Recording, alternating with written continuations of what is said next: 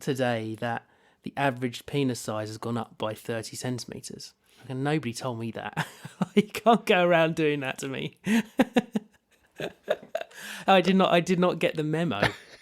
That's... Not 30 centimetres, sorry, 30 mil. Say, hang on, Sorry, 30 mil. centimetres. Yeah, I know, I just realised what I said. That's a whole ruler. Could you imagine? 30 mil, I meant 30 People just mil. walking around with it strapped to their inside leg.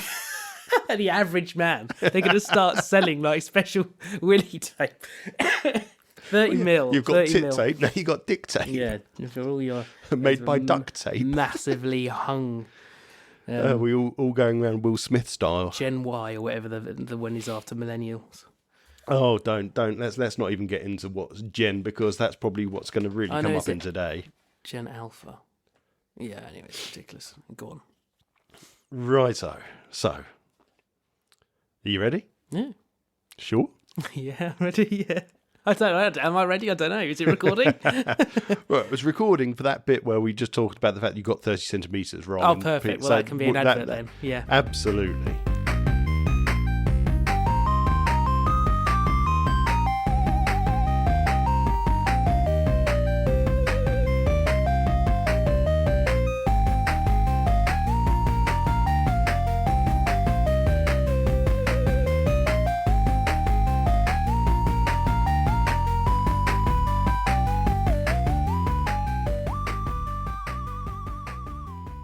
Welcome to the show where two men still firmly believe we are in the glorious 80s and 90s. Today we'll mainly panic at how much time has passed since certain names appeared in our lives. Rob, how on earth are you? I'm good. I'm wondering where I'm going to fit that extra 30 centimetres. Yeah, so a little bit of a cold open cheap show-esque there, I would say.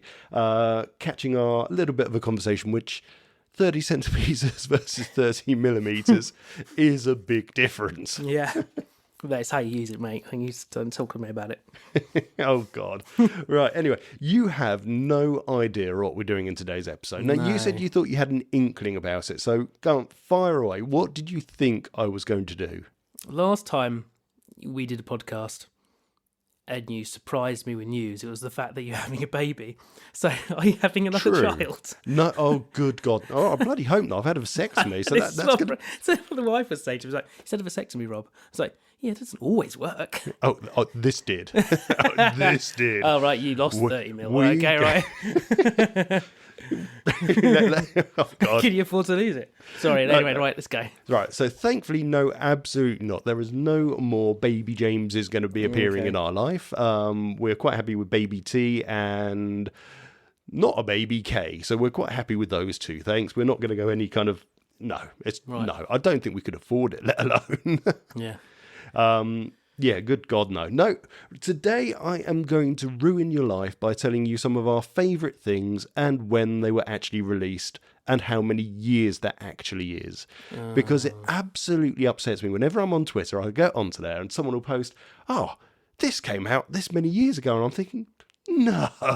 Yeah, when Tom's allowed on Twitter, he can he can find it. I mean, I had before we start, we had a few years ago, we had a labourer, an electrical labourer was with us, and we were talking about films, and me and one of the other guys were talking about Lord of the Rings, and he called it That Old Film. And that was a moment for me where I thought, oh no, I'm only 37, I'm old. God, you know, I didn't even put Lord of the Rings on there, and that's thinking about it, because I'm not a fan of it. I hate Lord of the Rings. I love the books. I love the book The Hobbit, and then the Lord of the Rings films came out, and you know what? In fact, sorry, I was just looking up one film that I knew I should have put on there, but I didn't. But Lord of the Rings, it came out at the cinema, and my mum was actually quite excited by it, and she doesn't go to the cinema. I mean, I grew up, and she would take me to the cinema periodically. So I think the things we went and saw, the things I first saw with her were 101 Dalmatians at the Old Odeon in St Albans. We saw Independence Day together. We saw Men in Black together. Babe, Pig in the City we saw together. She took me and my friend to go and see Twister. So those were the sort of films. So getting into kind of those teenage years and being able to take my mum somewhere, and she's like, oh, there's a Lord of the Rings film out. So I said, well, look, it's just me and you at home. So I will take you to go and see Lord of the Rings. We walked out halfway through. Really? Yeah. The thing is, I was brought up with the book, and Mum, I'd say it's probably one of her favourite books. It's definitely within her top 10, let's say.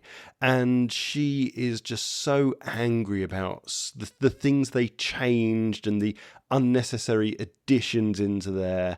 I mean, things like Liv Tyler's elf character. If you look at the book, she goes off to the elf safe haven and we never hear from them ever again. Yeah. What happens in the film? She goes and does a bit of rescuing first. She gets on her horse, she goes and rescues a few people, and then she disappears off. It's just those little additions really made my mum angry. And it was just like, oh, fair enough. It's fine. But actually, it wasn't even the changes to the story we walked out because of. It was too quick. I wasn't wearing glasses at the time, so I don't know if that would have made a difference. But it was this film, it was, what's his name? Peter Jackson was filming in a different frame rate, wasn't he, for the first time? I was about to say it was on the first 60 frames per second and films. I think. What we just found was there's so much action. I'm sure it's very impressive seeing these huge hordes of orcs, but Quick, it was so quick you couldn't really focus on anything in our opinion, of course. And I fully accept that there are millions of people that love that franchise and love those films, and I'm not going to say anything against that. That's their choice. But for me, I just couldn't even focus on the battle scenes. As impressive as they were, I just found it really hard to actually pick something to look at. They are literally my favourite films of all time. I read the other day that Viggo Mortensen is roughly the same age now as Ian McKellen was when he got the role as Gandalf. Oh, wow. Okay. Yeah. So that kind of ages it too, right? But, you know, this gives you a gist of what I'm about to do to you then. So, because I spent the week just choosing some really random things.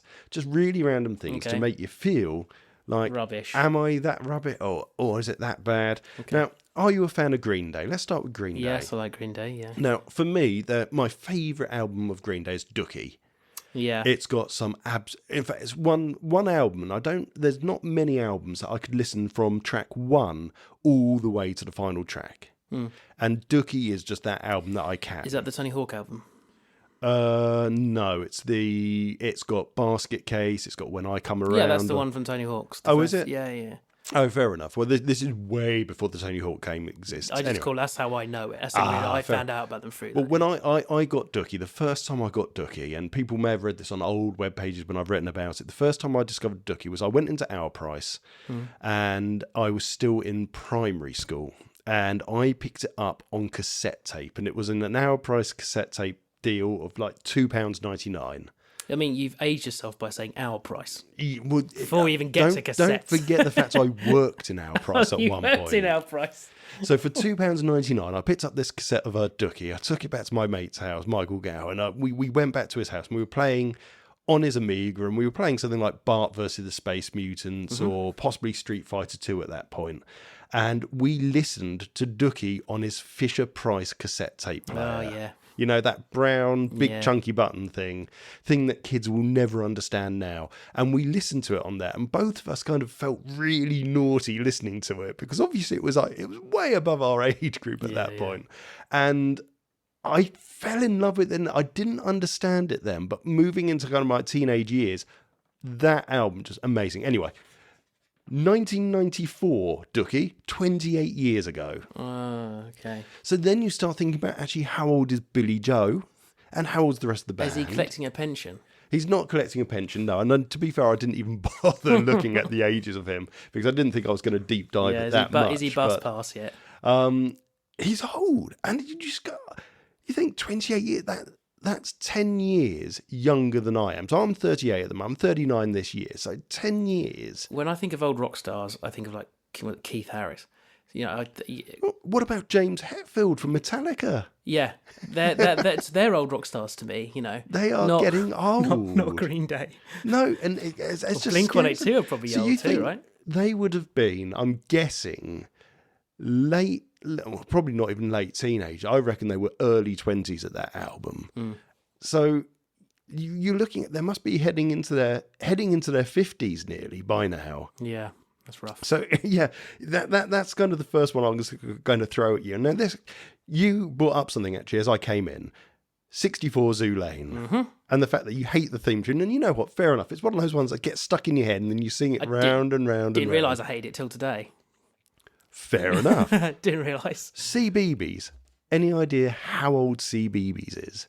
Now, obviously, we wouldn't have had a chance to enjoy this. I'll give you that hint because obviously we would have been at secondary school or college at that point. Right. But CBeebies, and for anyone that doesn't know what CBeebies is, so potentially people outside of the UK, CBeebies is a dedicated channel for the 6 and underage group. So there's things like Teletubbies, 64 Zoo Lane. Well, as I know the year now of 64 Zoo, looked it up. It's got to be like 20-something years, CBeebies. Well, interesting. CBeebies, and it started off with a couch in a room that kind of looked like a living room. So I think very kind of almost heading towards how CBBC used to look in the broom cupboard. Just a little bit open space. 2002, 21 years that channel's been going. Yeah, and what have they done with it? Well, yeah, now we have, you know what, I have to, oh, you'll probably have it as well. I live with it most days now. So we put it on, we have Go Jessers. I think the thing that bugs me the most about CBeebies, and I think it's just really, really crappy, because let's face it, the BBC have got a absolute mint. And there are so many shows from when me and you were growing. I mean, Look and Read, for example, unless they've proven Look and Read were teaching things highly incorrectly, so it's not a benefit to children, why aren't they repeating some of the old shows? I mean, yeah, true, you're not going to repeat Bertha. You could quite happily repeat something like Charlie Chalk. Yeah. Then you'd get away with that, I think, just about. But instead what you have is you get up to about midday, and then the shows that played from the morning play all afternoon again. Exactly the same episodes. We don't ever put kids' telly on because I hate kids' adverts. Well, you see, at least CBeebies doesn't have adverts. Oh, doesn't it? Oh, no, that's what I liked about that new channel. Didn't have adverts. CBeebies has no adverts, but basically the first half of the day is repeated in the second half of the day. The only really thing that I give CBeebies any credence for is the fact that they brought the rights to Bluey for the UK. Oh, have they? Yeah, so they've got They show Bluey on CBeebies every day. Is that why the Netflix or whoever it is haven't got any? No, Disney haven't got any more series. I didn't know they'd lost out. I know they've got 3 seasons, and they've got half a season still to release. But then again, it's giving you my Bluey fandom. I haven't been onto Disney recently to see if those extra episodes have appeared yet. Yeah, we watched them. They were on that. Ah, okay. So there might be some more episodes. So me and the wife have got something to catch up on them. Because I'm sorry, I love Bluey. You know what's a really good new one? Pip and Posy. Pip and Posy. Okay, that's not one I've heard of. He loves that. It's 52 episodes, and I didn't realise until we got near the end, it goes through the seasons. It's 50. Every episode is a week in the year. Oh, nice. Yeah, it's very cute. It's very wholesome. Okay, 7 I like minutes that. each episode.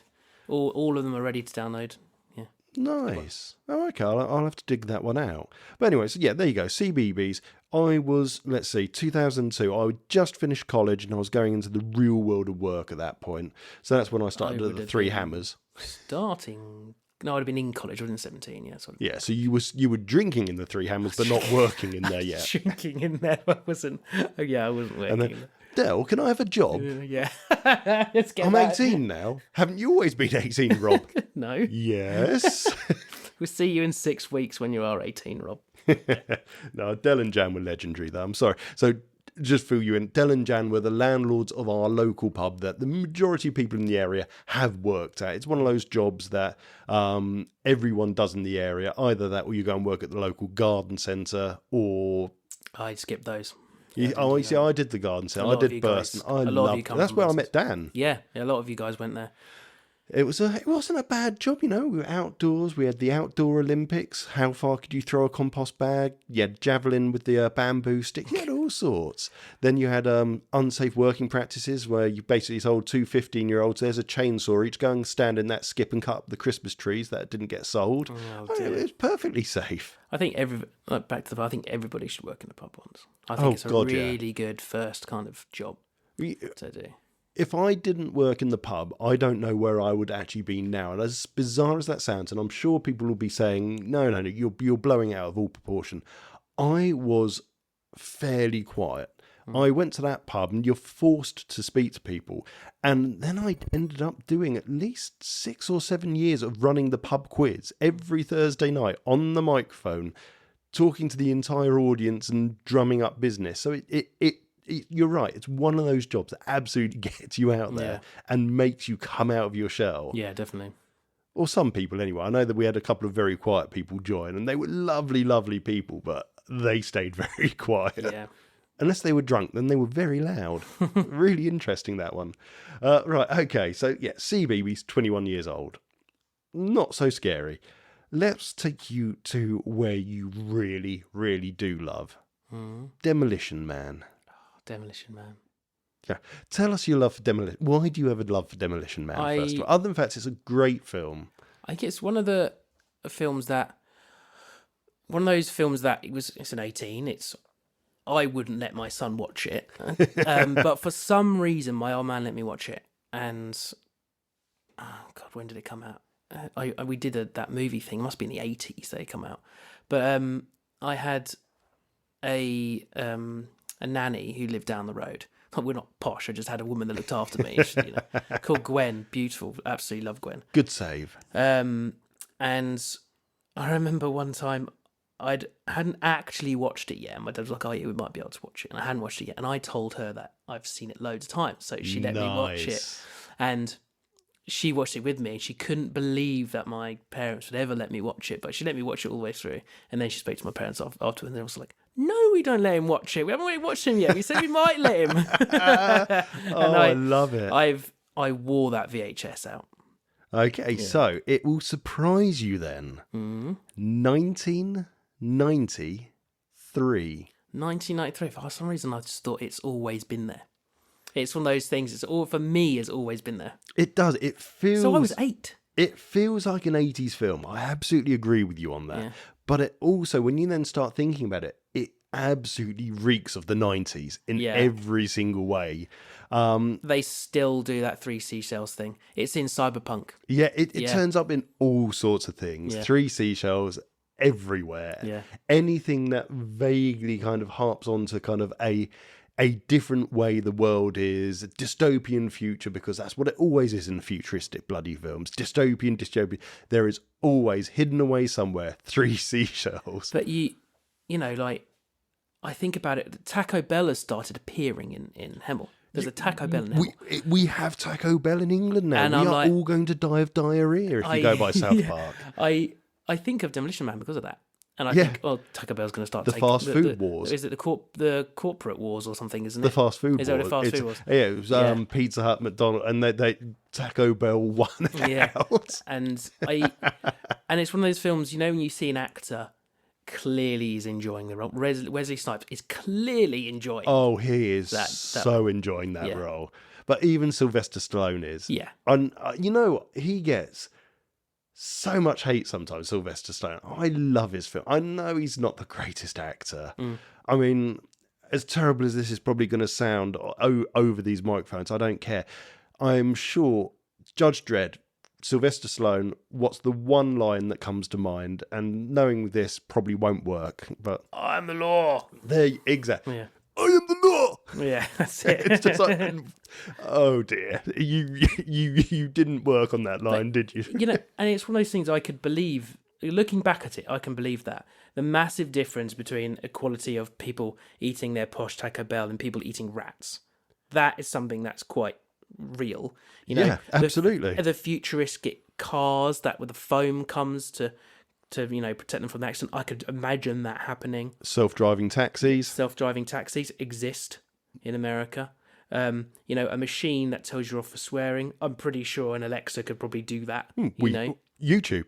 Yeah. If you swear too much in a YouTube video, you get demonetized. Yeah. If you've even got to monetization in the first place. Yeah. Can you tell I'm bitter?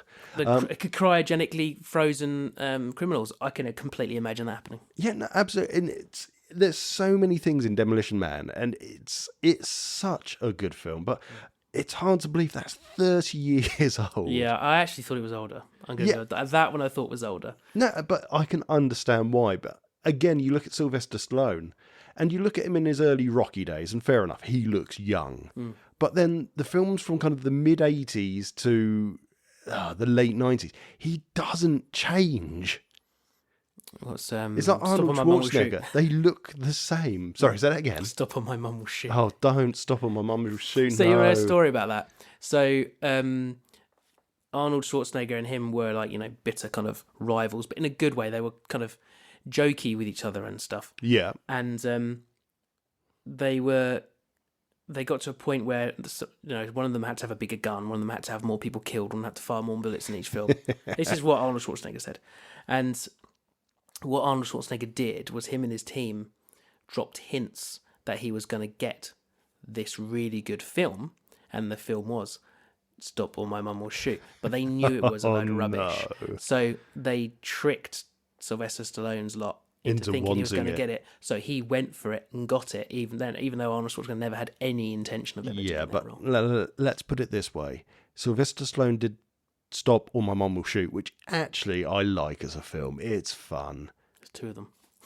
What? I'm pretty sure there's a sequel. I don't know if he's in it, but Arnold Schwarzenegger went on to do Twins. Twins. You haven't seen my film list. I put. Oh no! I'm sorry. I put Don't Stop or My Mum Will Shoot above Twins. I'm sorry. No, I don't. Oh no! So future episode, guys, we are going to discuss our films by year since we were born, and I'm getting an insight in at this point. Yours is on the site already, right? Yeah, mine's actually on the site. Keeping mine a if secret, won't we? If you want to go and see what my film choices for from 1984 to today, head over to channel84.co.uk and you can see my list there and what I chose. And just to kind of highlight, it doesn't mean they're good films. I easily admit that there are films on there that are bad. But for me, it was about doing films that if I had a lazy Sunday afternoon, I had them all on DVD, I could go along and go, yeah, you know what? I will happily watch the fuck out of that. So now I don't have any qualms with what I put in my list. Neither should you, obviously. Yeah, some of mine even are if special. Twins is on there. Some of mine are special. Right, so anyway, Demolition Man, 1993, 30 years old. Unbelievable, but there you go. Yeah. We haven't gone into the realm of gaming yet. This is going to hurt me, I think. Well, yes and no. Half-Life. Okay, Half-Life. So I never had a computer that could run it until the newer Half-Lives were out. Oh, really? Wow, okay. I don't think I played Half-Life until I was at university. Oh, okay. Because that's when I finally got a computer that could actually do anything. So that passed me by. I imagine it's, 20 years old. 1998, 25 years old. Now, I'd still play that now. I think that's a really good game. The original Half-Life, absolutely mind-blowing, but young me, so 1998, 25, let's see, I was 13 years old when that came out, roughly. And we had a demo of it on PC Gamer CD on the front of their magazine. And those discs were amazing. You got some great demos. You had a load of utilities, and often you got a lot of mods for games. There was like an entire Quake mod collection on one of the CDs, and it was just amazing that you could play. And then after Half-Life came out, they had a Half-Life mod library, and there were two mods, and I'm trying to think, there was one called USS Darkstar, which never got the second half, which was really disappointing because it was a complete mod for the game, and you were basically on a spaceship doing this entire new story, and it was amazing. Sorry, Tom, are you telling me that something to do with Half-Life was never finished? Oh, well, funny that, isn't it? But no, these would have been by modders, so I don't know why they didn't. And then I can't think of the other name of it, but there was basically, it was a great Night of the Living Dead sort of mod, so everything was zombies. It was just, Half-Life was a mind-blowing game, but 13-year-old me, we had the demo. My brother had the only computer in the house, and he'd managed to, without knowing, spec it up and buy it from Dell.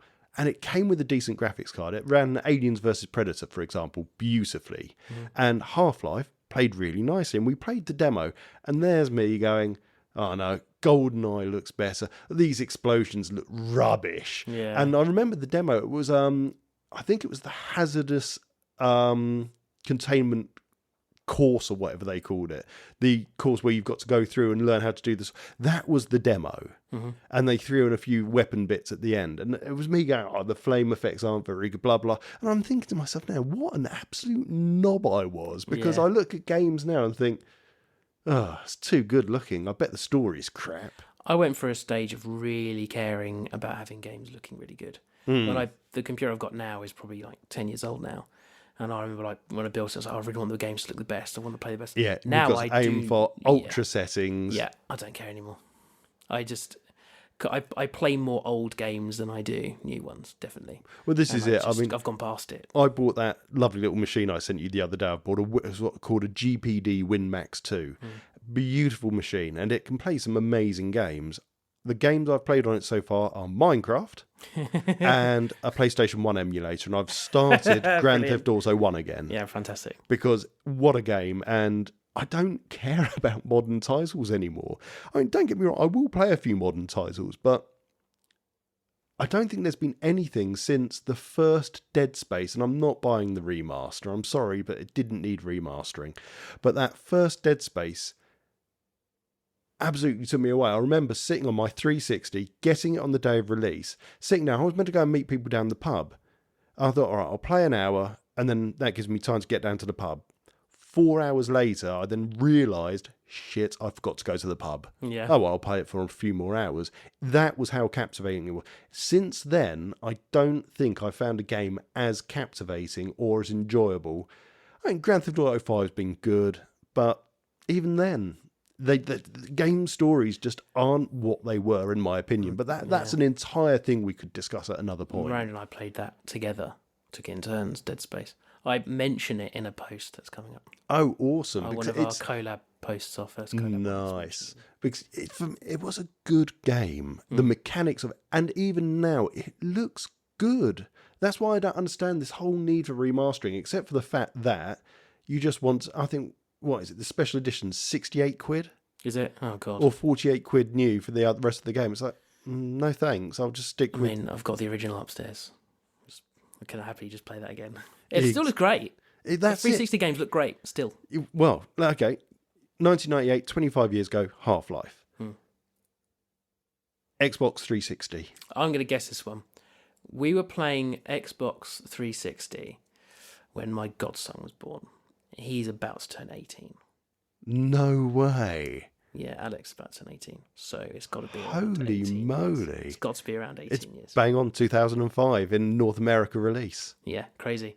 I mean, that era, so Xbox 360, PS2, and PS1, so a bit past N64, that 3D graphics era is some of my favourite looking stuff.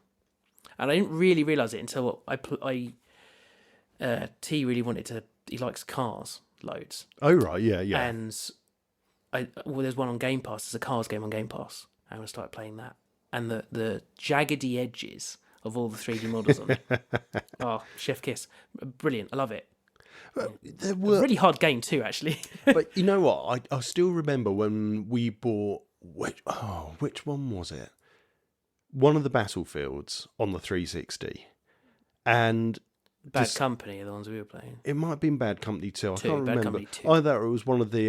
what was the other range? Was it Call of Duty at that point? It was one of those two. And we discovered that if you went into the disk menu, you could install it to the hard drive and you got the better textures then. I think that might be Battlefield. Yeah, I can't quite remember now. But doing that and then seeing... the graphics just jump up. Even if it was only that little bit of a notch, but even for the 360, it was like, wow. Not only that. That was at the same time that I had like an AVR in my bedroom. So I had surround sound in my bedroom around my bed. I set it up around my bed. And you can hear the shell casings of your light machine guns landing on the floor behind you. And that to me was crazy. No, the absolutely. Sound design in that absolutely. Game. We call it war tapes. They call it now. If you go to the menu, it's called war tapes. Oh, really? Oh, okay. But no, yeah, the 360, 18 years old, and I often go back and think about this. Now, I had the original Xbox, which we'll come on to in a minute. I've had the Xbox 360, I've had a PlayStation 2. I didn't get the PlayStation 3 because I had to go on it and I felt the controller was really light and I hated the controller and I refused Yeah, to. it was super light, yeah. And that's because they lost the dual shock license at that They point, didn't didn't have they? the rumble. So The yeah, they first had ones to had have. no rumble, yeah. I've had a PS4, then I've had an Xbox Series, Xbox One. I've got an Xbox Series. Oh no, sorry, what is it? An Xbox? You had an Xbox One X. Yeah, and then I've And got they the got a Series Series X. X, absolutely, and then I've got a PS5 on order at the moment. So I've gone through the majority of them, but still, to this day, I would say the 360. Such a close fight between that and the original Xbox. But the 360 just about pips all of those as my favourite games console out of all of those generations. I don't throw kind of the PlayStation 1 or earlier in there because that's a whole different kettle of fish. That's where I learnt gaming. Other than the ZX Spectrum, I learnt my gaming on a Mega Drive and on a PlayStation 1 and the very early PC days. So I don't kind of put any of them above each other because they were all such different things, like the N64 as well. But when we got to the Xbox and the Xbox Series onwards, and all the PlayStations from that period onwards, it was a fight between them as brands, and it still is, let's face it. But no, the 360 is that was the best console I've ever owned, sort of thing. I think the online helped it. Oh, God, yeah. Yeah, I mean, that was probably... No. Okay, so properly online for me was PC, and that was Counter-Strike. But even then, there weren't that many games I played online with that. It was Counter-Strike. We might have done Duke 3D if we could get it working. Maybe Red Alert 2. And that was really about it. But you're right. The Xbox 360 and having Xbox Gold and to be able to put a headset on, even the crappy one that came with it, and be able to play this whole range of games with people. Game changer. It made it more accessible. I only ever used the headset that come with it. I never ever brought a different one. No, I didn't. I still have one upstairs. I had it plugged into the controller like everyone else did, and by the end of its life, it had tape on the back of it to hold the cable in the very specific measure so that the phono would stay exactly where it needed to be. It just made it easy for everybody to do it. And I'll still be honest as well. I loved the Xbox Duke controller, the big, chunky, beefy boy. Yeah, I didn't mind that. But the 360 controller for me was perfection. And barely changed it. Well, exactly. They barely changed it in current years. You compare it to the 360, there's so few. It might be a little bit bigger now, a few more buttons. It's certainly heavier. Ultimately, they hit that perfectly. And you can see why the Stadia controller, the Switch Pro controller, all took that similar design. Yeah. And I don't mind the PlayStation controller with the DualShock analogs. Absolutely fine. But yeah, the Xbox controller, for me... Have you ever held a PS5 controller? Not yet. Well, don't go and touch mine. Wait till yours come up. They feel great. I have heard and the adaptive triggers are... I think Xbox need to do that. You see, that's the one thing I've got is when I bought my Series X, no, not Series X, sorry, my Xbox One, I bought with it the Elite Controller 2. I've got one of those, yeah. And the difference between that and the boxed controller, holy moly. I never used the paddles on the back. No? I took the paddles off. And I have it. I must look into those and see if they could benefit me in any way. I'm guessing for something like Flight Simulator, they might, having the additional buttons and stuff like that and mapping it out. But it is a supreme controller. But I have heard, and I do look at the technology involved in the PS5 controller and think, why hasn't Xbox gone that far yet with theirs? Because they are losing that battle very much so. It's a really good controller. Right, okay, I will look forward to it. But you know what, let's come off from Xbox. Well, actually, no, before we come off Xbox, because I've got one more Xbox on here, and that's the original Xbox. And I honestly thought there was a bigger gap between the 360 and the original Xbox, and obviously not when I had a look. So I never owned the original one until 2 years ago. No, 2.5 years ago. I got it from eBay just before T was born. And what have you got? Reckless the Yakuza missions. No. I am going to lend you that. You're going to put it in your Xbox and go, well, if they could do graphics on the Xbox like this, What happened? Why didn't any of the other games look this good? Right, Because okay. honestly, it came out on GameCube and it came out on PS2. And if you look at any review online, the Xbox One is the one to go for. And it looks stunning. Absolutely stunning in every way. And it's just a good fun game. Yeah, I've not even heard of it. People hadn't. It was a release title. And people didn't. And you get to drive a DeLorean at some point. Oh dear. You get to drive this giant monster truck. Basically, it's a really simple game. Every level, you get a new car, and there's something else to do. And you've got this big sprawling city, a bit like Midtown Madness, and you've got to go and do the various things. So it's like, there's 4 bomb trucks driving around. Go and get them, and then return them to the bomb disposal spot we've specified on screen. There was a game on the Dreamcast called Super Runabout. That was it's very similar to that. Okay, I know that one. But yeah, then you get all these new different cars to play with. And yeah, one of them's a DeLorean. You get sports cars, you get monster truck, you get all sorts. But it's a good game. But the thing about it is, for me, is it pushes the Xbox and probably is one of the best looking games on that system. But that was 2001, so 22 years ago. I was going to say it's got to be, if 360 was 18, I was going to say 21 or 22 years. So I was working. So I was at college. So I'm halfway through college at this point, and I was working at Game Watford, and everyone else had done the pre-orders for the PS2, which had already come out, or was coming out at that point, whichever way round it was. And no one wanted to do the pre-orders for the Microsoft one. And we had our corner dedicated to it in the shop, and everyone in the shop was joking around, I just really like the look of it. So the manager said, well, when you're here, you're in charge. So I pushed sales for that goddamn console. And I loved it. And we got so many pre-orders, and we did the midnight opening. And before midnight, we got there for like 10 p.m. Pizzas were ordered in.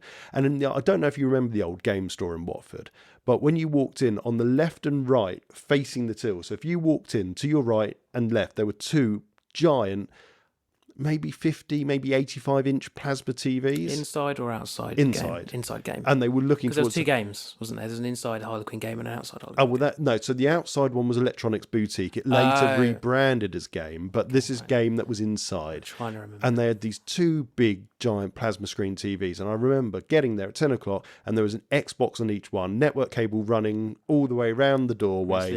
And we did 8-player Halo on it while eating pizza. Wicked. And then the doors opened, and we sold out in minutes.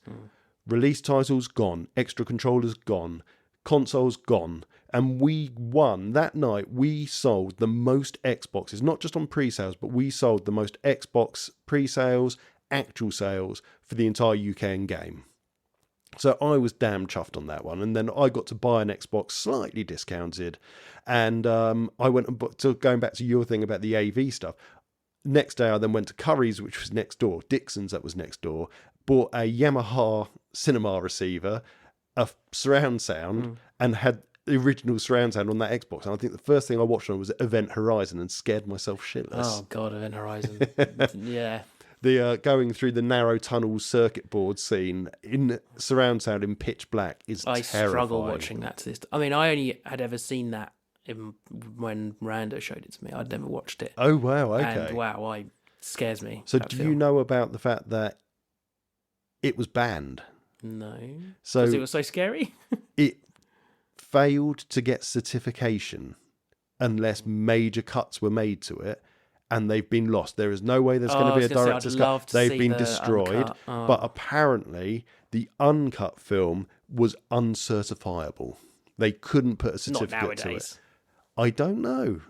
All I've heard is that basically. I've been tame nowadays, isn't it? That's true, but let's face it, Event Horizon was never tame, even now. So you consider what must have been removed. I think even if you said to me, let's watch Event Horizon now, I'd be looking outside to see if it's light. Yeah, fair play. play. I wouldn't want to be watching it at like 1 a.m. Yeah, it's a great film. I love Event Horizon. I really like it. I love Sam Neill. And in fact, you've got Lawrence Fishburne Lawrence in there. Fishburne's the other guy, isn't it? Yeah. Anyway, right. So yeah, that's all I wanted to say about the original Xbox. It's one of my favourite consoles, and it's just the fact it was a really low year gap between that and the 360, and then we slowly kind of got more and more years between, and now we're at this stupid point where you get the Xbox One, Xbox One X, and it's the same. It's like a minuscule speed increase. Yeah, the One and One X were basically the same thing. Yeah, and to be fair, the 360 did it. Xbox 360, the Xbox 360 Slim. Yeah, they were just. I don't think that added any functionality. They added other than a really Wi-Fi. annoying button. To this day, annoys me. Oh, what, that touch one? Yeah, you just got to walk past it, and the dust that you create opens the disc tray or turns it. Don't on forget they added Wi-Fi because the initial consoles right. didn't have Wi-Fi. You had had to a buy dongle. that little dongle. Yeah, Yes. it had a dongle. Yeah. Okay, right. Let's come away from gaming. Let's what shall I? There's not much left on it. Let's do a little bit. One more music bit. Right. What do you think of Blink 182 or Blink 182? Whatever the way you're meant to pronounce that, Blink 182 we'll stick with. I definitely like them now in my adult years, but I didn't really get into them until I was at the pub. Fair enough. So, All the Small Things. Yeah. A song that everyone knows, and a song that I would guarantee anyone that's vaguely into guitar that wants to do slightly pop punk or punk rock, whatever you want to call it, All the Small Things is one of those first ones that people learn. 25 years ago. Boom, 1999. Yeah, I mean, that's quite depressing. To be honest, I thought it was older. I was going to say, I couldn't place it in my head. I was going to say, is it more towards the realm of Dookie, or did Blink 182 come out that much after Green Day? And it just makes you start thinking, oh, okay, they came out a little bit later because I feel they're the same. In my mind's eye, they're the same. Exactly. And that was kind of the whole idea of this whole episode was, there's so many things that just run into one, and then you hear that there's this giant gap between certain things that you always attributed together. It's like Sum 41, they're probably later than that. They've got to be early 2000s, surely. But I feel they're in the same category because a film was like American Pie. They're all in that. Yes, exactly. So in my brain, they're all the same time. So to tell me that Green Day are a lot older than that screws with me. It is very, very odd, isn't it? But yeah, I mean, I can't think of Blink-182 without thinking of Telfo. Just that's him. Yeah, absolutely. I mean, I didn't put the Offspring on there because again, I should have, because the Offspring are older. They are around Green Day era, along with Crazy Taxi. So, the Offspring and Rammstein. Oh, two of my dad's favourites. Well, hang on. Your dad likes Rammstein. Likes Rammstein, yeah. That is amazing. Now, none of you will have ever... Well, some of you will have met Rob's dad, but if you ever...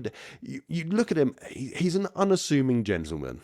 Yeah. You would walk down the street and you'd think, okay, maybe some classical, maybe rock and roll, very, 50s, 60s, 70s rock. He's a 70-year-old, early 70s-year-old man, very well-spoken, very intelligent. Businessman, London businessman, yeah, and he likes. And if he had his earphones in, du hast nicht gefragt. You know why? He likes Kerrang. Oh man, now is that still on anymore? That is a magazine that has changed horrendously, and it's. I'm talking about the channel. Yeah, I remember the channel, but I remember the magazine. So I used to buy the magazine at secondary school to fit in. So when I didn't have my clique and I didn't know what I wanted to be. You wanted people to know you had the Kerrang. I bought Kerrang and Metal Hammer, and I had a group of friends that enjoyed reading it with me. But that was back in there, and it really was kind of heavy metal. And then, oh God, I think the last time I looked at it was probably a good 15 years ago, and it was like 20 Seconds to Mars or whatever their name is in there. It's like, this doesn't belong in Kerrang. I don't know what's going on with my life anymore. No more Slipknot on the front. No, it's a very different magazine. But so yeah, All the Small Things, 1999, 24 years old. We'll move over that. I've got, let's have a look, 1, 2, 3 more films, and then 2 TV things to finish it off with. Okay. And one of these, I don't think it appears on my list, and it would definitely have come in either second or third place, I think. Mars Attacks. The film? The film. Not the Tom Jones's seminal cinema role. It's a 90s film. It is a 90s film. I remember finishing secondary school for the day, and me and my mates went to the cinemas to watch it straight after school. Who's the woman who... she has the chihuahua and her head gets put on the chihuahua. Who's that? Who's the actress? Oh God. You know, I'm gonna look that up. And while Tom you... Jones is in that film. It I'm is sure Tom he is. Jones in that film. And 96. bang on, Ah, yes. 1996, and a grand total of 27 years ago. Wow. I have not seen that film in so long, and it didn't even cross my mind doing the film list. And I like Mars Attacks. Mars Attacks is a wonderful I would film. watch that And, right you know, now. I bought it on Blu-ray and I couldn't find it anywhere. And then it suddenly popped up on Amazon and it's like $4.99 Blu-ray. So I am buying that. Turned up, it's in Italian. You've got to, every time you put it in, you have to change it to English. My John Wick's in Polish. That was from Amazon too. I was like, oh my God, look, this is so cheap. I get this one, yeah. But okay. That's why it's cheap. It's a mid-90s film. It gets 6.4, which I really disagree with on IMDb. And you listen to the cast. We have Jack Nicholson, Pierce Brosnan, Sarah Jessica Parker. Pierce Brosnan was the guy I was trying to think who else was in it. He's the one that's dating Sarah Jessica Parker. Sarah Jessica Parker gets the head on the chihuahua. You've got Annette Bening, Glenn Close, Danny DeVito, Martin Short, Michael J. Fox, Rob Steiger, Tom Jones, Lucas Haas, Natalie Portman, Jim Brownlee. You've got so many big... Jack Black's in it. What did they tell these people this film was about to get them in it? I have no... Christina Applegate's in it. God, that's a name you don't hear very often anymore. I'd love to... I think we should watch it together because I would like to see how the CGI holds up now because in my brain it's perfect. Yeah, in my brain you can't fault it. And I have not seen this film in a long time. Okay, we will have a episode where we watch this because there's also another episode where we have to watch an episode of Arthur coming up. Yeah. And that is going to that's going to melt, not less alone the people listening to this, if they ever watched Arthur, the cartoon aardvark we're talking about, not the film starring Dudley Moore. And this is going to break you, this episode. And I was crying with laughter, trying to work out, please tell me someone's dubbed this and they've accidentally broadcast this. And then it turned up on not CBBC. There's a channel called Pluto TV, which is just repeating everything non-stop every day. A bit like Dave, but it's got adverts, but there's like an Arthur channel. There's a Teen Mum channel. There's a Dog the Bounty Hunter channel. It's an odd one. But yeah, Mars Attacks 27 years ago. And I still remember to this day, it would have been, I'm guessing it must have been UK. I could look it up. I'm not going to bother. I'm sure it must have been a winterish or late autumn release because I remember leaving school. It was getting dark and we all walked from Palmer's all the way up to where they just literally had only opened Woodside Cinema there and all going to go and see Mars Attacks together. And we loved it, and I still love it. And you're right, it is an absolutely brilliant film. I hadn't seen it till it was on TV. Oh, fair enough. They used to show it on TV quite a lot. It's one of those films that just don't think they do it anymore. They just late night they used to just play films on like Channel 4. Well, do you remember Film 4? You got weird that's still art around, films, but they used to do really good films as well. And that's actually going to bring us on to something in a minute with regards to TV. And you're saying about Channel 4. Actually, fuck it, let's come to it now. Channel 5. Yeah. The speckly porn late at night, Channel 5. We grew up in a world of 4 channels. Yeah. And I know there'll be people listening to this that grew up in the world of 3 channels. But we grew up channels 1, 2, 3, and 4. And then along came this new shiny channel and they paid someone. And it turned out it was my mate's dad was paid by someone to come around and retune everyone's TV so they could get Channel 5. Yeah. Channel 5 never worked in my room. It only works in one room in our house. For some reason, it could only work in like my parents' bedroom. It was the only room that we could get Channel 5 to work. Boom, chicka, bang, bang. Yeah, exactly. I wonder what they were doing.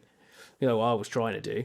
It was awful, the quality of Channel 5 coming through, and I have no idea why. I work in the industry of AV, and I do not know why Channel 5 didn't work. And this will hurt you then, because we had our main aerial that ran downstairs to our one TV. We were all allowed TVs in our room after a certain age, and we had to live with the little circular metal coat hanger aerial sort of thing on the back of a TV. And it was just after this sort of period, so it would have been about 99, 2000, and I got a bigger TV for Christmas one year, and it was amazing. It was a Wharfdale TV, so it came from Argos, and it was beautiful, and the picture quality was beautiful. I was blown away by it. But the reception was terrible, because really it would have been for a small living room, not a bedroom, so it didn't have a portable aerial on it. So I remember that morning, not that morning of Christmas Day, obviously, after Christmas, I think it must have been January sales, I walked to town, I went into Wilkinson's and I bought an aerial kit. So one that you meant to put on the roof. I bought a length of coax cable. I then came home, I climbed into the loft, I built that aerial and I strapped it to a loft beam with insulating tape. So it's pointing up towards the stars, not in the right direction. Not at the right place. I've then run the coax cable through the loft hatch, down the wall, behind a picture frame, to the TV. And I got perfect signal on all 5 channels. And do you know what's really going to wind you up? It has been 23 years. It's still there, isn't it? It's still there. It still works to this day better than the aerial on the roof of the house that's been redone recently. And it does digital.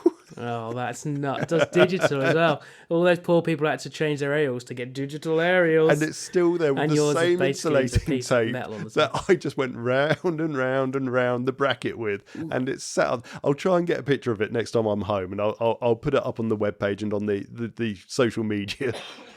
Because that was an absolute win. But you still haven't guessed, though. When was Channel 5? So I think I was obviously still at my parents'. I was just going to say, quick, when I met my now wife Miranda, she still had a black and white television in her bedroom. You see, I started with a black and white. My aunt and uncle felt bad that I didn't have a TV where my 2 brothers did, so they gave me their old one from their little mobile home. I gave her my old television. And it was a black and white one that you had to rotate to find the channels. Oh, really? I don't even think my parents had one. My parents had one where you kind of clicked it and it would push other buttons out. Oh, I remember those. Yes, yeah. They had one then. Okay, right. So what year was... what was it again? Channel 5. Channel 5, sorry. Right. So I would have been my parents still. I was young, exploring my sexuality. I don't know how old would I have been. I would have been like 12, I don't know, 12 maybe. So... What's 12? I've got my eyes closed for people who can't see me. 97, 98. Boom, he's good at this, isn't he, boys and girls? 1997. It went live 26 years ago. And it has had those winning moments where everyone knew it was the porn channel. 11 p.m. onwards, you had soft porn. Yeah. Then from about 1 o'clock in the morning... Sounded great. I can't tell you what it looked like. Then 1 o'clock in the morning onwards, you had NHL ice hockey. Oh, did you? Yeah. And then when we were working at the pub, I used to come home from doing kind of the close up, cashing up, get home for about 1 and have a bit of dinner. I'd sit down and I would watch the Dilbert cartoon. And I loved the Dilbert cartoon strip. So I had no idea there was a cartoon. And I just turned it on, like, what's on? Or I watched a bit of ice hockey. Oh, it's not Dilbert. I didn't know there was a cartoon. Very of American this. of you. Isn't Dilbert an American? Oh, yeah. Well, NHL. Yeah. Oh, Very I suppose, American. yeah, sorry, NHL, but yeah. Channel 5 seems to love kind of the American side of things. But they had so many weird things. But Channel 5 for a period had the best films. They were doing the terrestrial releases of films more often than the BBC and Channel 4 were doing. Really? So film out at the cinema, a year later, you'd think, oh, Channel 4 is probably going to show it. BBC One. Nope, Channel 5. I didn't get to really see Channel 5 until I got Digibox. Yeah, well, that's understandable. That's when I only actually see what they were showing. Yeah, fair enough. But Channel 5 got a lot of the premieres for terrestrial side of things. And the only other thing I remember is they had I think it was Family Affair or something like that. They had a soap opera that they ran. And it was so bad, they blew up the entire street in a gas explosion and restarted with new cast. Recast. And from a recent, and I could be wrong here, it could be a complete different show. Apparently they did it again on a cruise ship where there were these bubbles floating down and then they blew up again. I'm not entirely sure on that. I need to kind of do a little bit of research into that one. But Channel 5 had some very weird moments. But yet they had wrestling. They had all sorts going on for it. So Yeah, I it think should I have been a remember popular channel. It just... If people can get it. No. That's just it. But Neighbours moved to it eventually. BBC gave up the Neighbours rights and then it went off to Channel 5. I think they've got Home and Away as well, actually. I think so. I'm honestly surprised Channel 5 still exists, if I'm totally honest. Yeah. With how it started, how it went, I'm really surprised. But what can you do? But okay, right, that was the... Actually, there is one more TV thing, but we'll come back. We've got 2 more films then. One's probably going to upset you a little bit more than the other. Okay. And we're going into the world of Marvel now. Mm-hmm. Iron Man. I feel like it's recent, but it can't be if you've got it on the list. Well, that's the thing. Everyone, immediately you go to the MCU, the Marvel Cinematic Universe, and it started with Iron Man. I must have left the pub at the point in time that Iron Man came out. I can't have been watching Iron Man while I was 18. I can't have been. Can't have been watching it. Not that long ago, thankfully. Right. But I think it will worry you when you hear how long it actually was. Let's just pretend I was 25. So when would have that been? Do the maths in my head. 2010. 2008, 15 years ago. And I rewatched it recently and it is still a solid film. Yeah, the first Iron Man's still one of the better ones, yeah. It's definitely one of the better ones of the MCU. Let's not get into Iron Man Man 2, it's Iron the best Man Iron 3. Man film, definitely. It's funny, I was chatting with people on this the other day and I can't help but feel now the MCU is done and I know they're trying to relaunch things and get different stories going in it. But I'm just a bit sick of it now. I haven't been fussed about seeing one since the Thanos stuff ended. If I'm honest, I was already getting bored by that point. I was really disappointed by Ant-Man and the Wasp. Because the first Ant-Man... That's the second Ant-Man, isn't it? Yeah. Not the one that's just come... The first Ant-Man I really enjoyed. Yeah, it was really enjoyed that. Then the second Ant-Man, and it's not really. I liked the Loki series. I thought the Loki series was good. I've not watched any of the series. I'm going to be honest there. I've not watched one series. I haven't watched... I think you'd like WandaVision. WandaVision. I think you'll like that. That's a good one. Okay. I feel like I actually probably prefer the series at the moment, but I haven't seen the Hawkeye series. I just think they were all getting really old hat and rehashing things that didn't really need to. And I guess... I got bored of that continuing storyline of the MCU. I got bored of hearing about Thanos and the world getting better and everything after that. And as hated as it was, I enjoyed Captain Marvel. And that's panned by a lot of people. And, I quite enjoyed it. It's only panned because of things that she said. That's it. Oh, really? She said something, I don't remember what it was now. Even if I remembered, I wouldn't say it. I had fun with it. It's fine. The film's fine. Yeah. There's nothing. People just don't like her. That's literally it. You know what it's like. We know absolutely. internet culture. That's just what it is. But for me, the MCU's got a bit... I will go and see Ant-Man and Quantumania or whatever it's called, and I'm really hoping... Today. Yeah, it looks really promising. Dated us. I will go and see... Guardians of the Galaxy 3, as I've really enjoyed the Guardians of the Galaxy films. But that's because they're so distant from that other storyline that's going on. Because for me now, the Marvel films are just, meh, okay, there's a Marvel film out. Like, I'm sure the new Black Panther is very good. I'm in no rush to see it. I'll see it eventually. Because it's on Disney+, I've got no kind of reason to rush to it. It's already on Disney. Yeah, so it's out already, so I'll see it eventually. But I get more annoyed by the DC stuff messing around with itself, restarting itself, doing this. DC. Yeah, we're both going to rant. Absolutely. No, the new Batman, go for it. The Batman film they just did with Robert Pattinson is brilliant.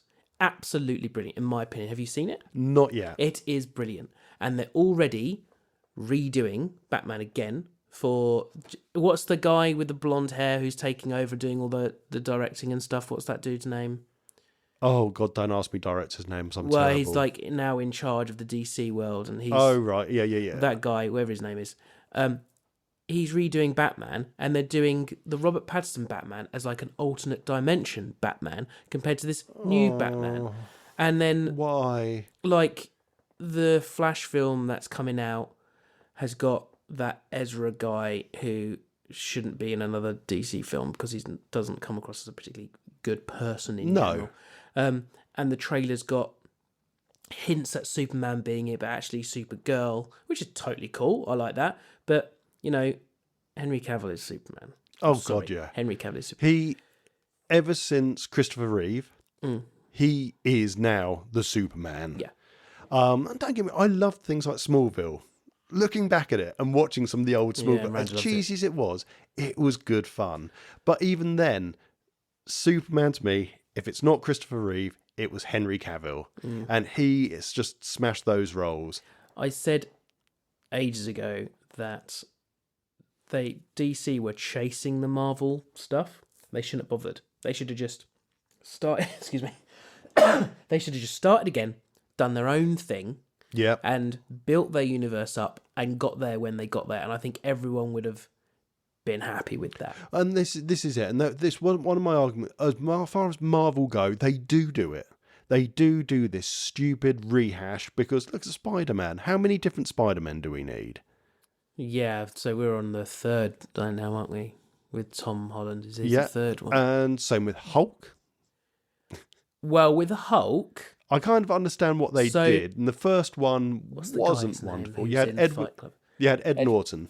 Am I right in saying Ed Norton owns the rights to the Hulk film that he was in? Oh, I had no idea. Which is why they haven't done another Hulk film, because they can't use those parts of it because he said he had to be in it, but they didn't want him to be in it. Which is disappointing because I really liked him. That might be a load of rubbish that I'm saying that. I heard that somewhere, but maybe on TikTok. But there's always some truth somewhere in things. I super liked him too. I thought he was really good. He played the neuroses well. He played... It just worked for me. They've taken everything else from that film. And don't get me wrong. The baddies in She-Hulk. You see, I've not watched any She-Hulk, but the current bloke that plays the Hulk... Yeah, I can't remember his name. I'm really struggling to try and remember his name, but I like him. And when it started going wrong was when we got this weird whole part of the MCU where he's come to terms with this Hulk side of things, and he's got this stuff, half and half thing that he is. It's like, no. I think Planet Hulk works as a comic. I feel like it didn't really work for me. And I think there's as a film. There's a lot of Marvel stuff coming out now that works as a comic that doesn't really work. I've enjoyed the Thor films. I watched Love and Thunder with my wife the other day. That's a really good film. I like it. It's stupid fun. It's not a good film if you actually want a good film for plot and everything else. But as for a film that goes for it's fun and it's full of exactly the stupid sort of comic book action that you want, that's what I loved about Marvel. And that's what you had with Iron Man. Yeah. It wasn't taking itself too seriously, and it really concentrated on getting those things from the comic books that you'd expect in a comic book film. But then there's other Marvel films that just feel very much like they're trying to be political, they're trying to come up with a whole new reason for them being, rather than just staying with that core. It's a superhero film. Yeah. Let it be what it is. And DC are doing the same. So they've cancelled Black Adam 2. Yeah, this is the whole thing. He's just... Because I haven't seen Black Adam 1. Spoilers, everyone can turn off now. But I'm pretty sure Henry Cavill makes an appearance in the post-credit scene, right? At the very end. So you get basic... And I really enjoyed Black Adam. Again, like I just said with Love and Thunder, it's not a blockbuster film. It's a film that was released as a blockbuster. And it's a very, very enjoyable film for the DC side of things. And it opens up the story of Shazam nicely. And you've got The Rock, who does pretty much what The Rock does, which is just enjoyable screen fodder. Walking muscle. And yet you get this post-screen bit where you get Suicide Squad bad guy, and I can't think of her name, who basically is running the super secure prison and running the Suicide same Squad. actress. Yeah, Amanda Holler, that's her name. Yeah. She's basically on the phone to Black Adam saying, I'll let you stay where you are, but if you leave there, we are going to have problems. And he says to her, What are you going to do? nothing in this world can stop me. And she says, well, it's lucky I've got something that's not from this world. And then the next thing you've got is Superman landing next to him and going, let's have a talk. Yeah. And it's like, boom. Yeah. That is brilliant. Yeah. I got little goose pimples then by even you saying it. And it's not going to happen now. It's just gone. Yeah. And it's DC. They don't seem to have a coherent idea anymore. They went from making films that were no comedy, trying to just be ultra dark and edgy. They then saw Marvel throwing out a little bit of humour in their films, and then suddenly they started getting a little bit of humour injected into them. But then, like you said, they reboot, and they reboot it again. And then we get a black and white version of a film as a director's cut, because that's how he wanted it, and the film was crap to start with. I didn't like the whole... I can't even remember which one it was. And then Justice League... It's had way more lemons than the Marvel series, in my opinion. It's the Justice League could have worked very well had they done an Aquaman film and a Wonder Woman film and the things. I don't remember if they did all them before, but I'd really fill those characters out more before they did that. I'm tapping the side there, nearly tapping. But it needed to have it take its time, and they rushed into it. And Batman versus Superman, for example, could have been a good film. Yeah. It wasn't bad, but it really wasn't. I liked Ben Affleck as Batman. I didn't think he was I bad. liked him. He was violent, and I liked But it. how many more actors do we need as Batman? Well, apparently one more, whoever he's going to be. And apparently it's not going to be an older Batman. I thought it was going to be... But that's what I thought they went Robert Pattinson for, because he wasn't the age range that the others had been. I can't remember if it was going to be actually Batman himself was super old and it was going to be, like the Nightwing kind of, or if it was going to be Batman really young. I can't remember what they said. But yeah, Robert Pattinson was Batman, who I was not expecting to be particularly brilliant. But I was like, I'm not one of the people that'd be like, oh no, he'll be rubbish, and I'm not going to watch it. Oh, wait. And yeah, I think that is my favourite Batman. The honest answer is, the only reason I didn't watch it, and you can tell me if I'm wrong, is because I'm sick and tired of sitting through Batman films where the exposition of the film is Mummy and Daddy got killed and I became the Batman. They don't mention it. And that's what. Well, that's it's all. Not an origin story. They just expect you to know who Batman is. But everything seems to be a bloody origin story with DC, and it doesn't need to be. Why not just take a character, look at one of the graphic novels, and just do it? Don't bother with an origin story. Look at who you've really got in Batman. Which one will he fit into? Right, we'll do that one then. Yeah. Boom. That's what they need to do. That will get them fans. Yeah, it's like with Logan. I know we saw all that stuff before, but Old Man Logan is a really good comic. Really good. And I think they did a really good job at putting that into the film. The same with this Batman film. I can't remember I think the comics might just be called Batman. I've got them upstairs. But that is a really good run. Right, I think they did a really good job with that one.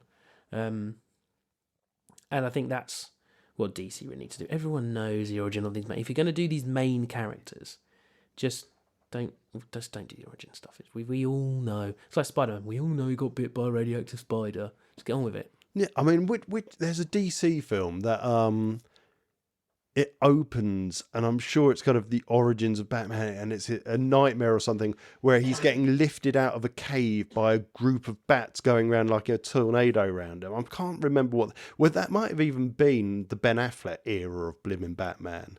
That might be Ben Affleck in the Justice League. This is an absolutely unrequired thing. You're just pandering to, but there might be kids who don't know who Batman is. Doubtful. Unlikely. We've massively gone off Yeah, sorry, right. Yeah, What we tend to rant. We were talking about Iron Man, and then we ended up with talking about how DC are basically doing what Marvel. They got to a point that they were equaling Marvel to an extent, but then suddenly they've gone well off the rails and dropped everything. But back to Marvel, the original X-Men film. That can't be older than Iron Man. Original X-Men. When did we say Iron Man was? So you're thinking Hugh Jackman as good old Wolverine, opening with him out in the bar fight. Oh God, I only saw something about him the other day about how long he'd been playing Wolverine. And let's face it, the CGI, even now I can picture, wasn't wonderful. He's in his 50s. Early 50s, I think, Hugh Jackman now. So how old would he have been when he was playing Wolverine for the first time? In his 20s. Man, no. In his 30s. Must have been in his 30s. Could have been in his 30s. Hugh Jackman in his 20s. He could have been in his 20s. The mathematics here is dropping yeah, I'm getting drastically. Because in his 20s he was on stage in theatre, so he wouldn't have been doing Wolverine then. 15 years ago. Oh, Rob. Iron Man was 15 years ago, 2008. Go on. The year 2000, 23 years ago for the original X-Men film. I got his age right. He would have been in his 30s. Yes, you did. So I would have been 16, just leaving secondary school when that first X-Men came out. Which, again, I stand by. It's a good film. What a film. Yeah. X-Men 2, okay, not too bad. X-Men 3, what did you do? Why did you do? Is that Last Stand? That's, Last Stand with just very, very many things wrong with it. Darth Maul's in those films, isn't he? He is.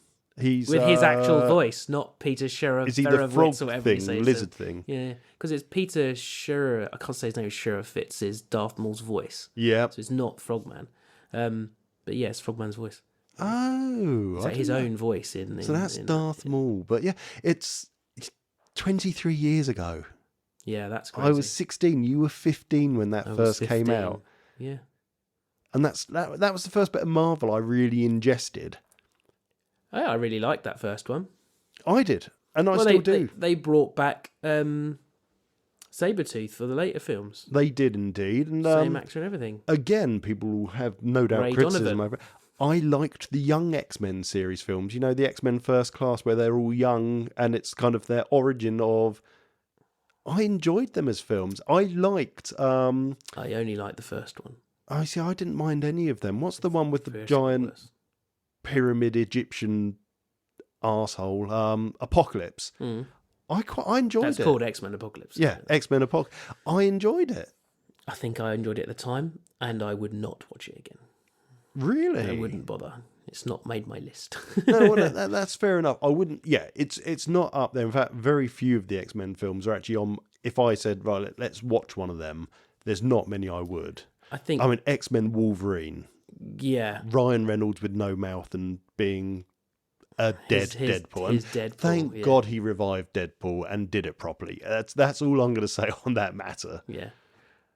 And no Green Lantern, DC. That's terrible, isn't it? What's the Green Hornet's better? I've never seen Green Hornet. Is that Marvel? I don't know if it's... Is it even a comic? It's a comic. I don't know if it's anybody. Well, I think it's a comic. I honestly couldn't tell Rogen, you on that. Right? It is Seth Rogen. Yeah, maybe he made it up. Who knows? There was one more I was going to bring up, and I haven't put it on here, and that was Space Jam, 1996. And my only real memory of Space Jam, other than the fact I love it to this day. 96? 1996. I was 11 when Space Jam came out. Yeah. I'd watch that again. No, I loved it. And... That was a really good I'm ashamed to admit this, but do you remember when Blockbuster used to go up to Blockbuster and it was still VHS at that point? Popcorn and a VHS. Well, they had, in the middle of the St. Albans store, they had those wire mesh sort of baskets. Yep. And what went in there were the Blockbuster X rentals that you could buy. Mm-hmm. I bought Space Jam for £2.99. Oh, really? And I took it home... And I'm realising I might have traits it. I watched it about 3 times in a row. And I watched that VHS to death. I loved Space Jam. I used to rent Mega Drive games from that place. We always used to rent one of the Olympics games on Mega Drive. Oh, really? Yeah. I mean, you think how many times I rented it? I easily could have brought it like 3 or 4 More times. than likely, but it was Blockbuster. It was an exciting thing, and we'll talk about that in Remember Dad I Talk can because there's a remember the smell of Blockbuster. It's so vividly. I went there every week. what a place, and it's gone. Into my 20s. I was going there in my 20s, driving there. Yeah, I used to go out there to have a look at the PC games, look at the games at at that point they had a Game Station move in there as well, so you could go and buy second-hand games. In the corner, yeah. They had a good game selection in there actually, and it was one of the only places in St Albans you could buy. We had a game at that point.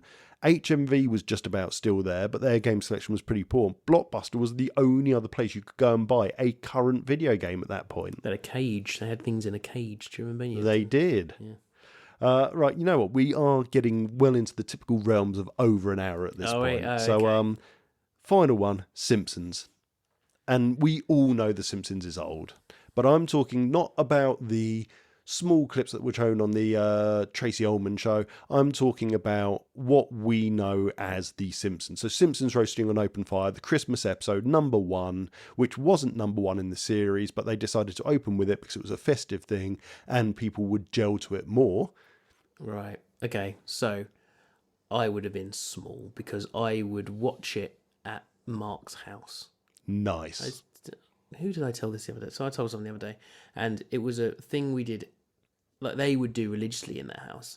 We'd be there, and his dad would shout after and say, "Simpsons is on," and we'd all come down, and Mark and I would sit on the floor in front of the television and watch The Simpsons. So, and I've known him my entire life, so I reckon I would have been about 5 or 6. So, 90. 89. 89, yeah. So 1989, and it is that grand total then of 34 years old this year. And I completely believe it, and it's still brilliant. It is the modern series. I will not agree with you on that. I stopped liking it, and then it got better again when Family Guy came out, and they started copying mannerisms of Family Guy and the way Family Guy was shot. Not the rudeness, but the kind of way it was shot. I know exactly what you mean. Yeah, they kind of took and saw that an edgy cartoon. I mean, talk about Family Guy. Do you remember when Family Guy first showed in the UK? It was on Channel 4 at prime time, so 6:30 in the evening, and there was no swearing in it. The rude jokes were gone, and it made no sense at all. I watched 3 episodes of it, and it's like, well, this is absolutely rubbish. And then it stopped being showed, and then it started showing on BBC 3, and I gave it another chance. It's like, this makes a whole lot more sense now. It's rude. Family Guy is one of those shows that I can understand why people like it. There are aspects of it that I do find. They find the jokes things funny. that none of us are allowed to say and get away with it. I do find it funny, but I don't enjoy it. Does that make sense? I won't sit there and watch Family Guy. I won't hunt it out. I won't record it. Won't do anything. It's a strange one. I used to enjoy the first few seasons, and then I found it was getting very samey, very boring. And then American Dad appeared, and I started watching American Dad. So, I really enjoy this. Then that got really boring and samey about the same time, and I thought, let's see what Family Guy's doing. Family Guy's good again. And it's a weird one, that one. But going back to The Simpsons, 34 years. I didn't watch The Simpsons until about 1995, 1996. Yeah. So my parents, and I love my parents, don't get me wrong. My parents thought, and they're not religious in any way, it was evil. And they thought Ren and Stimpy was evil and crap, and it would rot our brains, and we therefore were not allowed to watch it. And then somehow, and I don't know how, me and my middle brother persuaded Mum and Dad one evening to sit down at 6 p.m. on BBC Two and watch an episode of The Simpsons. And since then, my dad has not missed an episode. Yeah. He still records it on the DVR they've got at home, the 6 o'clock episode on Channel 4, and he'll go back and watch it if he can't watch it live. Yeah. Even if he's seen the episode 100 times, he still does, and they still sit down and watch it. Yeah. It was a momentous occasion when they realised how good it was. Everybody watched The Simpsons. But you say that, but something obviously clicked in my parents' brains then, because I told them, oh, well, if you like this, and this is a few years later, because at that point I had no real appreciation for it. But I was watching things like Beavis and Butthead with my friends, and I Yeah. loved it. Then South Park came out, loved it. Mm. Then I discovered King of the Hill, and I love King of the Hill. And I thought, oh, Mum and Dad might like this. So I said to them, oh, the man that made Beavis and Butthead, and immediately they shut down. Nope, we know what they, nope. So just watch it. And again, that they religiously watched whenever it was, even when Channel 4 were like doing, oh, the new episode of King of the Hill's out at 1 o'clock in the morning. It was recorded on VHS and they watched it back. I was just watching their change. And if we hadn't had The Simpsons do that in 95, 96, I don't think they would have ever opened their eyes to anything else like King of the Hill. I can't imagine your parents watching King of the Hill. Oh, they loved it. And then Mum discovered Everybody Loves Raymond. That's a really good show. And King of Queens, and they watched those. And then they also discovered there was a BBC series called Still Game, really about two comedians done up as old boys and living in a tower block in Scotland, and their stories. Really good show. And I seriously do believe that The Simpsons is to thank for them taking a chance to watch things. Yeah. I mean, we watch things, don't get me wrong. We used to, way before The Simpsons, we used to sit as a family and watch Roseanne. Channel 4, Roseanne will watch that, or we'll watch Gladiators as a family on Saturday night. Krypton Factor on good old BBC, you know. But it's then, after they'd started watching The Simpsons, they much more opened up to watching things like Harry Enfield and Chums when it came on, or The Fast Show, or Third Rock from the Sun, they absolutely adored. Oh, I love Third Rock from the Sun. I've got to buy it. But you know what? The box of all the series is like 120 quid because you can't buy it anymore. Yeah. But yeah, so The Simpsons, 34 years old, and I only got to enjoy it, nearly 7 years after it came out. Yeah. And then I had all my friends that had Sky go, oh, have you seen the latest episode? Oh, yeah, I saw it. Then finding out that no, I hadn't seen the latest episode. I'd seen the one from 1991. Yeah. It was but there you go. It just blows my mind when we look back at things and thinking how modern certain things are when they really aren't. Yeah. I'm glad X-Men actually really threw you on that one. 2000 for that was just, yeah. I mean, I didn't bring up Half-Life 2 because you know what? You already talked about that. Funny enough, that was just when I'd got rid of my first PC and I'd got the original Xbox was my main game. That's the first time I experienced Half-Life 2 was on the original Xbox, and I completed it on that. And it was an amazing game on that. Then playing it through on the PC and then going, oh, I was let down on the Xbox, wasn't I? That's exactly it. The first time I ever played was the Orange Box.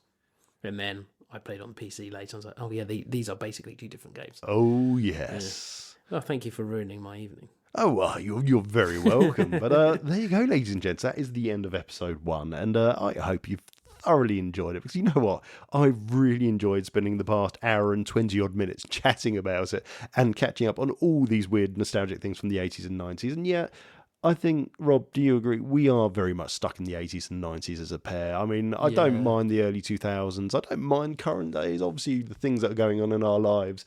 Obviously, I love being where I am right now. But if I could, the 80s and 90s are a place I would happily go back to. Yeah, I think I pretend I'm in this time, but I don't think I am. Oh, well, you know, we have been rambling on well past what we should have been. So let's absolutely kind of finish it there. If you want to talk to us, you can find us on Twitter @_channel84. You can also find us on Facebook under the Channel 84 Variety Show. Type that into the search box, you will find us. You can also head over to channel84.co.uk, which is our site, which will get the latest episode of the podcast. It also has our blog posts that are released daily sometimes weekly. It depends how much writing we get done. And you can also find us over on YouTube, which will be, I think, TJ Channel 84, and I will put it in the notes on this, so if I'm wrong, you can check there. And ultimately, you can find all our links at channel84.start.page. So there's lots of ways you can get in contact. And finally, if you want to email us, find us on podcasts@channel84.co.uk. Rob, is there anything else you want to bring up before we leave these lovely people for another evening and come back to them in the next episode? I'd just like to tell you that I love you. Oh, I love you too, big boy. Can you remember what we were going to do for the next episode? I know I'd kind of got down as episode 3 was possibly going to be Arthur. It was films, right? We can do our film. It was the film episode. So yeah, the next episode, which is going to be with you in about 2 weeks' time, is going to be us talking about film. Then we're going to have a bit of a dad talk episode, I think, and then we'll do the Arthur episode. I think we need a bit of a dad talk episode thrown in there. So I'm sure maybe it was dad talk was the next one. I don't remember the list. No, well, you know, whatever, we'll figure it out. We'll figure it out. Keep an eye on the webpage, keep an eye on the social front, and we will post an update there. Take it easy, and we will see you all very soon. Love you, Goodbye. bye.